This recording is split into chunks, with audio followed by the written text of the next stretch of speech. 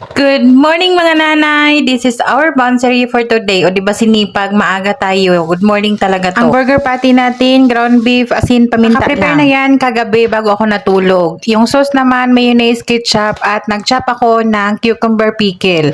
Tapos ito, nakahanda na rin yung sliced onion, lettuce, tomato, at yung cheese. Una akong nilagay dyan sa burger buns yung sauce natin. Tapos naglagay ako ng chopped lettuce. Tapos yung kamatis. Sa tatlong bata pala, hindi ako naglagay ng sliced onion. Ayaw nila yan. So, yung nilagay ko, sliced cheese, yung burger patties, lettuce, tomato, at yung sauce.